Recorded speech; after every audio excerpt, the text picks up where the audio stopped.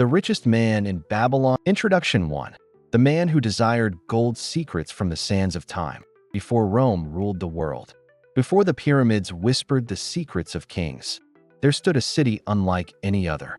A city of power, a city of elegance, a city of wealth. Babylon rose from dust to glory through one sacred force, Babylon. This was financial wisdom, the kind that turns coins into fortunes, habits into legacies, and ordinary laborers into legends of wealth. Towering high above the desert plains, protected by mighty walls and nourished by brilliant canals, the richest man in Babylon is not a typical finance manual. There are no charts, no spreadsheets, no jargon. They practiced it, and they passed it on. Wisdom, but not the wisdom of philosophers or kings. Not the words of poets or prophets. Let the heat of the desert sun warm your skin. Feel the dust beneath your sandals, and walk with us into the golden gates of Babylon, where your journey toward wealth begins. This book you're about to hear, each character a mirror to our modern struggles, debt, scarcity, insecurity, and above all, the hunger to live free. Instead, it speaks in stories, timeless parables that echo louder today than they ever did thousands of years ago. Each tale holds within it a principle. So why Babylon? Because it was once the richest city in the world, and yet, its people were not born rich. They learned the art of money. That legacy is now yours to claim. So take a deep breath.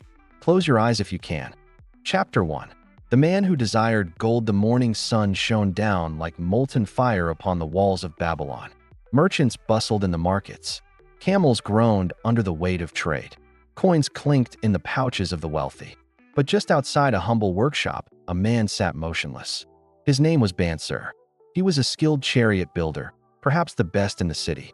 Yet on this day, his hands, calloused from labor, rested idly on his knees. His eyes were heavy, not from sleep, but from thought. Greetings, Bansir. Why do you sit like a stone when coins could be earned and chariots need building? Its wooden frame gleamed with promise, but it remained untouched. Because something inside Bansir had shifted. In front of him stood a half-finished chariot. With spending my whole life working and having nothing to show for it. Not a single coin of gold in my purse, not a feast in my home, not a single restful night free of worry. From the endless cycle of building wealth for others while he remained poor. He was tired, not from work, but from want. You craft mighty chariots. I play for nobles and merchants. Still, we remain poor. Just then, his childhood friend Kabi approached, carrying his lute. Exactly. Once their schoolmate. He was once like us. If we ask, perhaps he will teach. Perhaps he holds the knowledge we lack. No brighter than they. Not in search of treasure, but something far more valuable. No stronger. We're skilled. We're busy. And yet, when we look into our wallets, we wonder where it all goes. And yet now he walked in robes of silk, surrounded by servants. His home a palace, his wealth legendary. If our skills are great, why are our purses empty? Kabi, the musician, always lighthearted, greeted him with a smile. Bansir looked up, his face unusually serious. Kabi, he said, I am not ill. I am not lazy. I am simply discontent. Kabi raised an eyebrow. With what? Bansir gestured to the dusty street, the half-built chariot, the worn sandals on his feet. Let us ask him how he became so wealthy, while we remain poor. With this, with scraping by. Kabi sat beside him, thoughtful. And yet we are skilled. Bansir nodded. The silence hung heavy between them. And then came a spark, a memory. Arkad, the richest man in Babylon. Kabi, Bansir said suddenly, let us seek Arkad. Kabi's eyes lit up. Do you think he would tell us? Bansir stood. And with that, the two friends, one a builder, one a musician, set off through the streets of Babylon, the wisdom to build it. How many of us are like Bansir and Kabi? We work hard. This parable is more than a story. It's us. And Arkad, he represents what's possible when someone chooses to learn and act on that knowledge. So the question is, are you ready to stop working for money and start making money work for you? Because that's what Arkad will teach next. Chapter 2. Arkad, the richest man in Babylon speaks. The sun dipped low, casting long shadows across Babylon's golden towers. In the city's heart, where wealth and spices mingled, two men approached a grand gate. This was Arkad's home, the richest man in all Babylon. Bansir and Kabi, dusty from travel, hearts pounding with hope, stood before the house of their old acquaintance, a man who had unlocked wealth's secrets. Inside Arkad's garden, young men and workers gathered, eager to learn. Arkad, gray-bearded but sharp-eyed, welcomed all. He believed shared wisdom multiplied wealth, while hoarded knowledge stagnated like still water. Bansir and Kabi joined the circle. Arkad smiled knowingly. You seek not gold, but knowledge of earning it. This I respect. The crowd hushed as Arkad began his tale. Once a poor scribe, skilled but always empty-pocketed, Arkad's hunger often outpaced his ambition.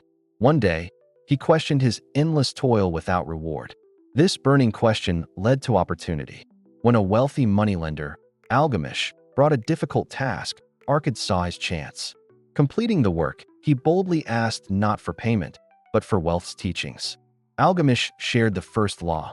A part of all you earn is yours to keep.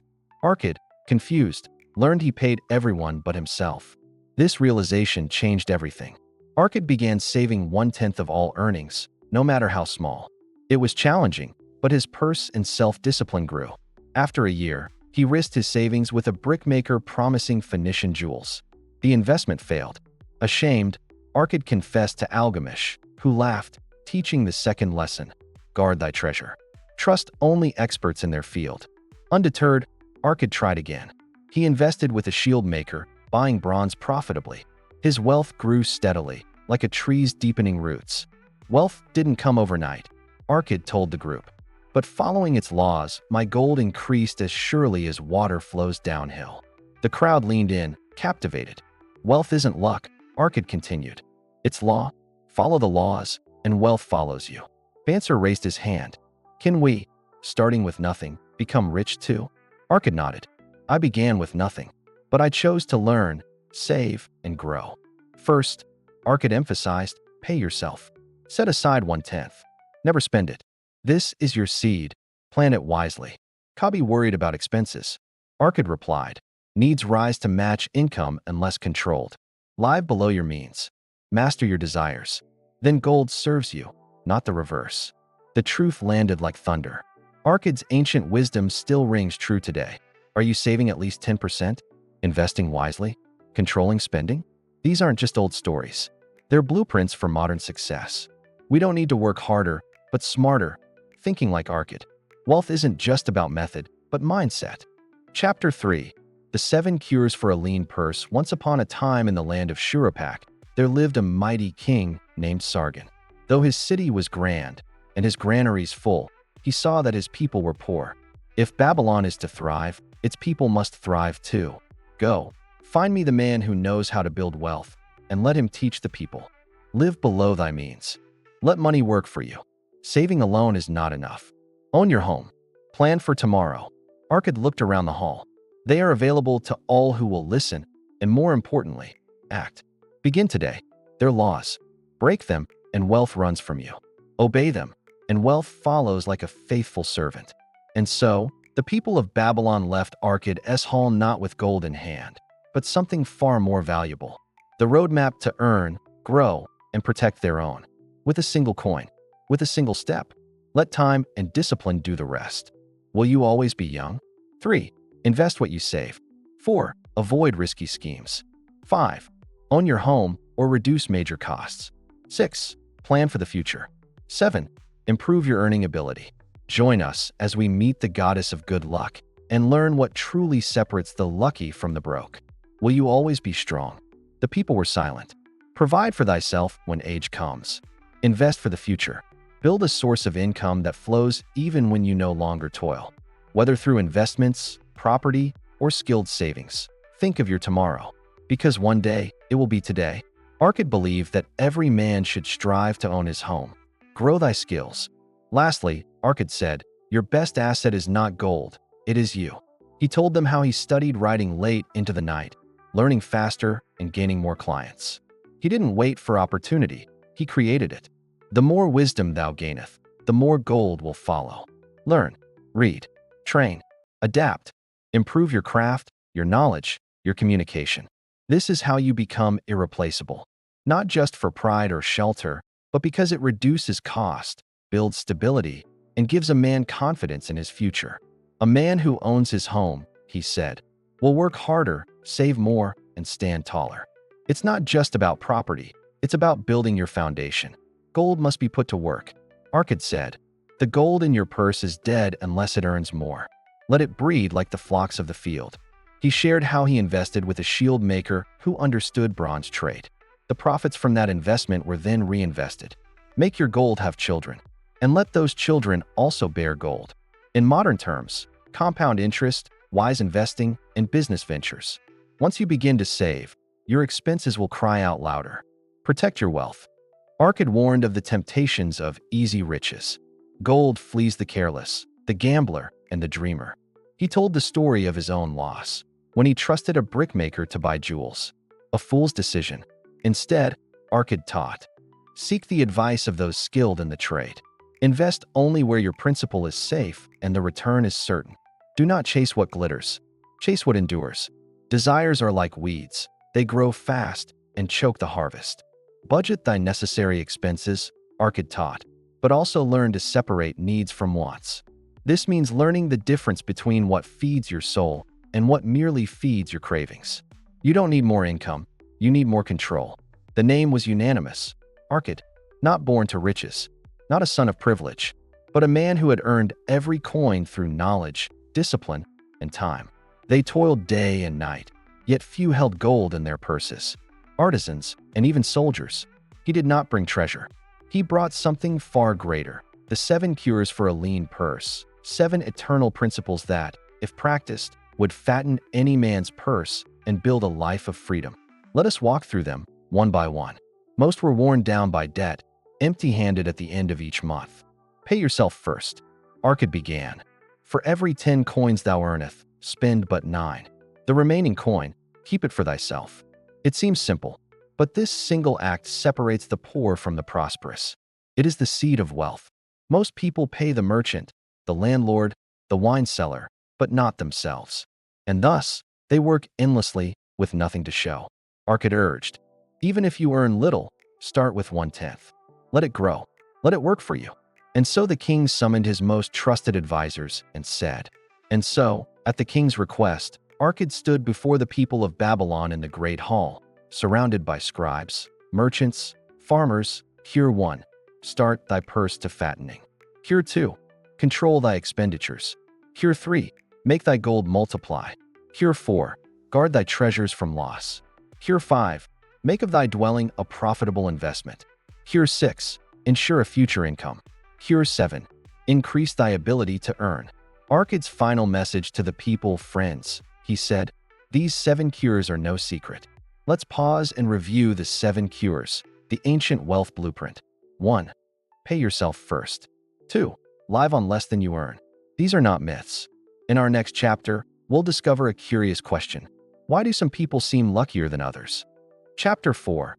Meet the goddess of good luck. The setting. Babylon at dusk. The sun was slipping behind the ancient walls of Babylon, casting golden light across the rooftops. Inside a public courtyard shaded by fig trees, a small gathering of men had assembled, merchants, craftsmen, even a few young nobles.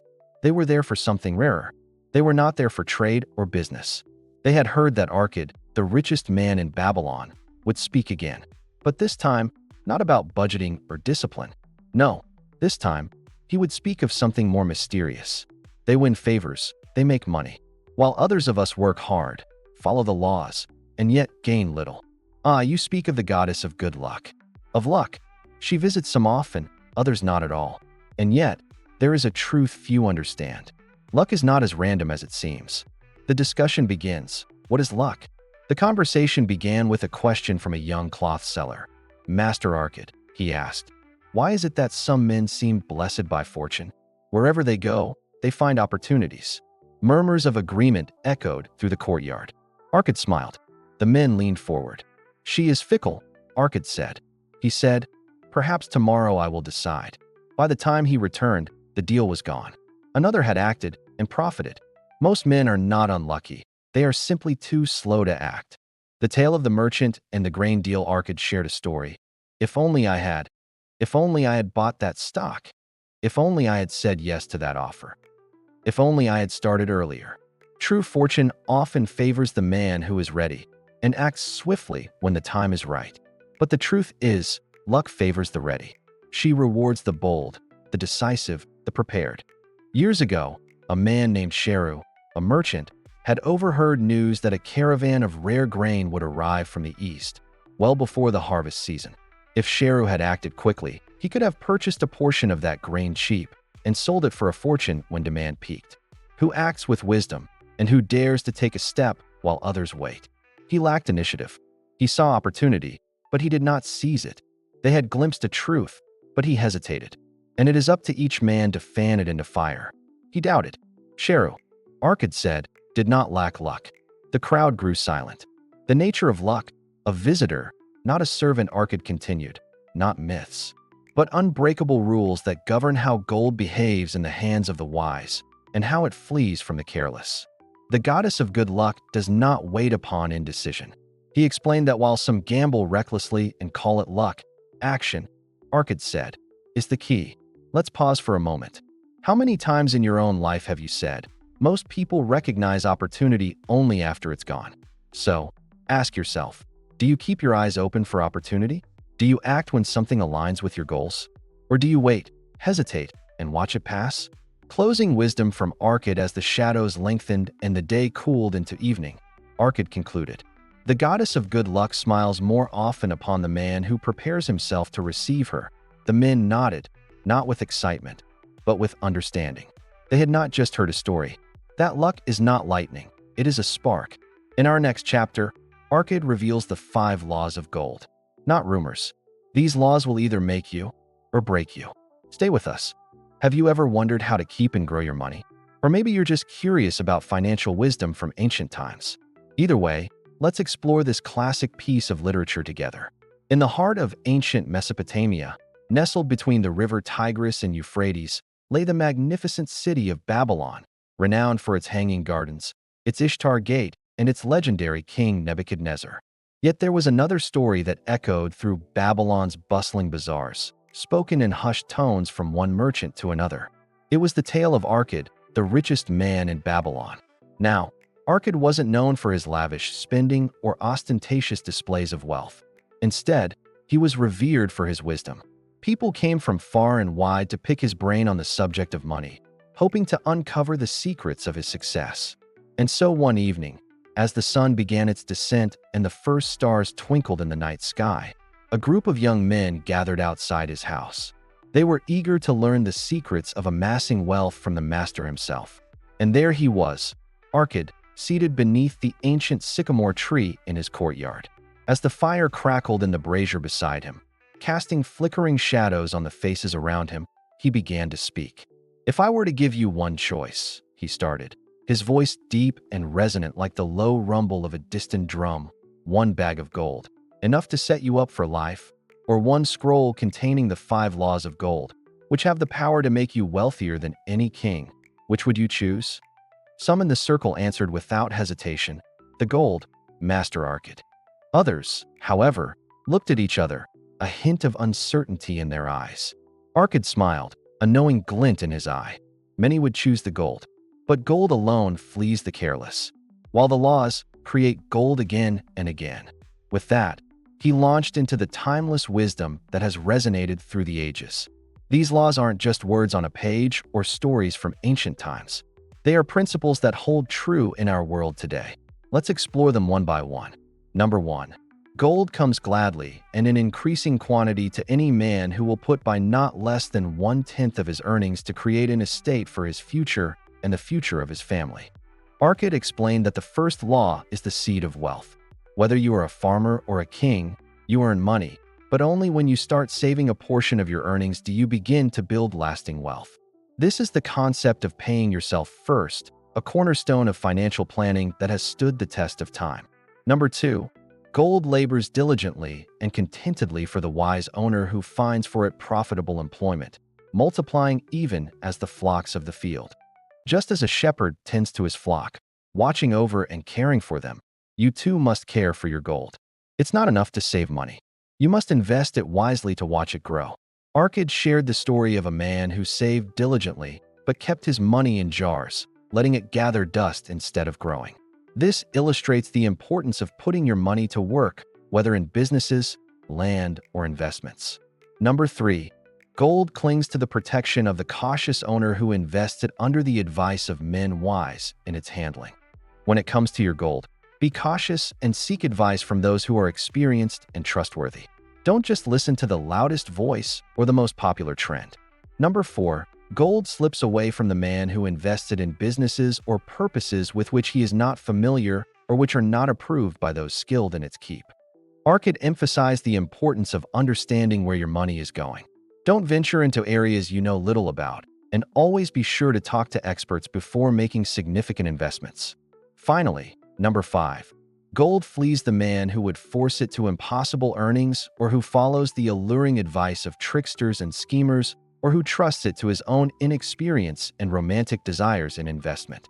Perhaps the most important lesson of all, never fall for the allure of easy money. Stay grounded in reality. Be patient and trust in the laws of sound financial practices. As the last embers of the fire glowed in the darkness, the young men sat in silence, each lost in thought. The simplicity of Arkad's words resonated deeply within them. The 5 laws of gold weren't just a guide to accumulating wealth. They were a roadmap to financial freedom, a freedom that could break the cycle of poverty and lead to a life of prosperity. And with that, the legend of Arkad and his 5 laws of gold continued to echo through the ages, whispered from generation to generation, a testament to the timeless wisdom that lies at the heart of financial success. Chapter 6. The Gold Lender of Babylon. In the heart of ancient Babylon, where the midday sun warmed the smooth stone tiles of the wealthiest quarter, sat a man of quiet authority. Amid marble pillars and fragrant gardens, Mathan, the gold lender, held court. Because Mathan understood something most did not. Gold is shy, he would say. It flees the careless, but serves the cautious. He did not earn gold from labor or trade. He earned it through judgment, lending his gold to others, and in return, receiving interest. He was not flamboyant like the merchants, nor proud like the nobles. But among the wise, he was known as a man of incredible influence. Gold in the hands of the wrong man becomes a burden to the lender. This one, he said, was a baker, kind and cheerful. He borrowed gold to expand his shop, but he spent too freely, failed in his efforts, and disappeared.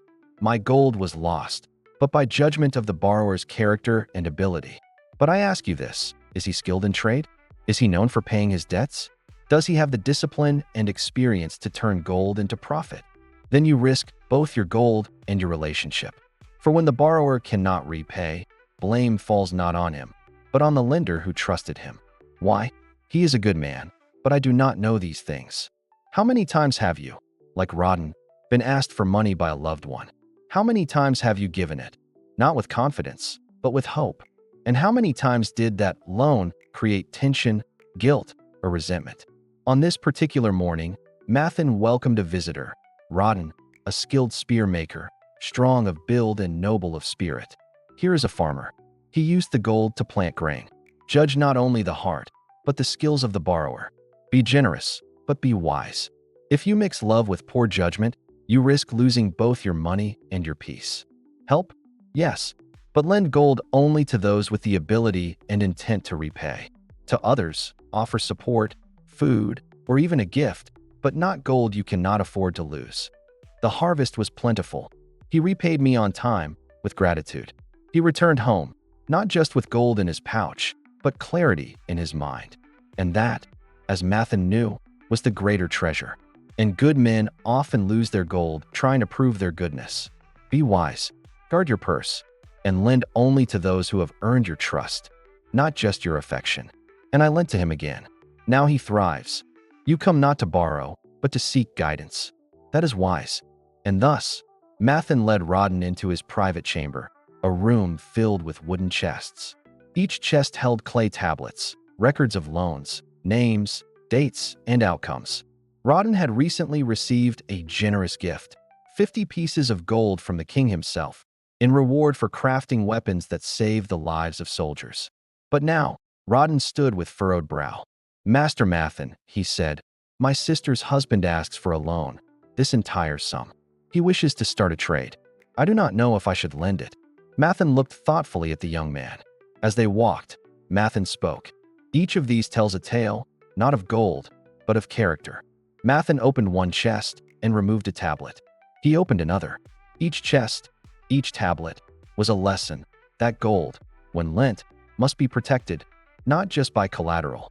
Rodden, Mathan said, turning to the young man, you are generous. You wish to help your sister's husband. Rodden hesitated. Mathan nodded. Shall we never help family then? Rodden asked. Mathan smiled gently. He continued, a loan is not a gift. It is a bond of honor.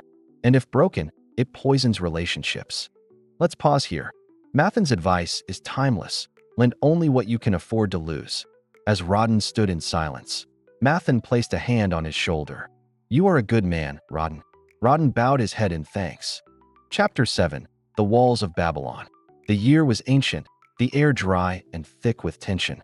From atop the mighty walls of Babylon, the city's guards peered out into the dusty horizon. Across the plains, like ants gathering for a feast, an enemy army had encircled the city, thousands strong. The people within Babylon's walls were frightened. Merchants abandoned their stalls. Mothers gathered their children. And everywhere, whispers of fear filled the air. But through all the chaos, one thing stood firm: the walls of Babylon. Massive, unshakable, built tall and wide enough to hold chariots racing side by side. They had stood for generations, not built in panic, but in peace. Among the guards was a weathered veteran, his armor faded, his eyes sharp. As younger men fretted and talked of fleeing, he spoke calmly. Do not fear, my brothers. These walls have withstood every enemy that has come before, because they were not built in haste. They were built with wisdom and foresight. The enemy, fierce though they were, could not breach the walls. For weeks, they camped. They shouted threats. They tried to scale. They even tried to starve the people into surrender. But Babylon held strong, because the people of Babylon had prepared long before danger came. This story, Arkad later explained to his students, was not just about military walls. It was about financial protection. Just as walls protect a city from invasion, savings, insurance, and wise planning protect your life from disaster. You don't build defenses during a crisis, you build them before. Let's bring this ancient wisdom to today. Ask yourself, do you have emergency savings? Do you have insurance to protect your family, your health, your property? Do you have a plan for unexpected job loss, illness, or economic downturn? Because life, like ancient warfare, can strike without warning. A market crash, a medical emergency, a business failure, a family tragedy. Those are the invaders of modern life. And only those who have built financial walls, strong, early, and with wisdom, will stand strong when the storm hits. Arkad taught his students, a man who saves not during times of plenty will starve in times of need. Just as Babylon's walls were raised in peacetime, so too must your wealth be built before hardship. He urged them, build multiple streams of income. Set aside at least 10% of earnings as untouchable reserves. Protect your wealth with insurance and knowledge. And above all, never wait for crisis to begin acting wisely. And what of Babylon? After long weeks, the enemy, frustrated, weakened, and outmatched by the city's mighty walls, retreated. The people of Babylon emerged victorious, not because of swords, not because of magic, but because of preparation. The best protection, Arkad said, is not strength, it is readiness. As we leave this parable, ask yourself, what walls are you building today to protect your future? Because crisis is not a matter of if, but when. The wise do not fear that day. They prepare for it, quietly, patiently, confidently. In our next chapter, we meet a man buried in debt, so deep he can barely breathe. But instead of despair, he finds a path forward. Join us next for The Camel Trader of Babylon, a story of recovery, redemption, and reclaiming financial dignity. Chapter 8. The Camel Trader of Babylon. The scorching sun beat down on Babylon's dusty streets, casting shimmering waves across stone walls and market stalls. The aroma of roasting meat hung in the air, but Arkad, a young man with sunken cheeks and empty hands, felt no hunger. He sat motionless near the temple steps, his eyes scanning the passing feet, not for gold, but for a glimmer of mercy. Arkad's hunger ran deeper than his empty stomach. His pride lay in tatters, his name whispered with contempt. He had borrowed gold from many, repaid none, and now his purse and spirit were equally barren. As he wallowed in his misery, a figure approached on camelback, surrounded by a caravan of trade beasts and confident footsteps. It was Dabasir, the camel trader, a man once like Arkad, but now respected, wealthy, and free. Mustering what little strength remained, Arkad rose and called out, "Master Dabasir, might you spare a coin so I might eat?" Dabasir dismounted, his eyes meeting Arkad's not with scorn, but recognition. "I will not give you coin," he said, "but I will give you something far more valuable, a lesson that saved my life." Dabasir began his tale. "Once, I was not much different than you, Arkad." He spoke of a time when he earned well, lived freely, and gave generously. But his generosity came not from surplus, but from borrowed gold. He borrowed from merchants, friends, even temple priests, indulging in lavish food, sweet wines, and pleasures beyond his means. As debts mounted higher than he could count, collectors came knocking. Ashamed and hunted, Dabasir fled Babylon, his life crumbling in the Syrian desert. Captured by bandits and sold into slavery, he found himself stripped of all rights, even over his own body. A man who could not master his own purse, Dabasir said, had now lost all control over his destiny. Sold to a desert mistress who saw only weakness in him, Dabasir's spirit nearly broke. But one night, beneath a canopy of stars, he wept not from pain, but realization. "I was not born to be a slave," he whispered. "Yet I enslaved myself with weakness, excuses, and debt." That night, Dabasir made a vow to the gods and himself. "I shall repay every coin I owe, or die trying." Under the cover of moonlight, he escaped, crossing treacherous terrain with only his will as a compass. Against all odds, he made it back to Babylon. But Dabasir didn't return to beg. He returned with a plan and the determination to see it through. With each coin earned from hauling bricks, cleaning stalls, or tending beasts, he divided his earnings thusly. 10% he kept for himself to grow wealth. 20% he used to repay debts, no matter how small the coin. The remaining 70% he lived on, strictly, frugally, and without indulgence. He faced every creditor, enduring laughter and curses alike. But Dabasir never wavered. "And do you know what happened, Arkad?" he asked. "My strength returned. My name was restored. And most importantly, my soul was healed." "The man who cannot master his desires," Dabasir continued, "will always be a slave, whether to debt, pleasure, or fear. But the man who chooses discipline, even in the dust, walks taller than any king." Arkad stared in awe. No copper had changed hands, but something far greater had: hope, a path forward, a belief that even the most broken can rise if they choose responsibility over regret. How many of us are like Arkad, buried by debt, chained by our own habits, waiting for help when what we truly need is a plan? Dabasir's formula still works today. Save at least 10% of what you earn. Dedicate 20% to repaying your debts consistently. Live on 70%, not one coin more. It's not flashy. It's not easy, but it's real. Riches begin, Dabasir said, not with gold, but with will. The choice to reclaim your dignity, to master your finances, and to walk the path of true wealth lies within you. Will you heed the camel trader's wisdom? Chapter 9. The Clay Tablets from Babylon, Timeless Wealth Principles, and the Legacy of Discipline. The year is 1934.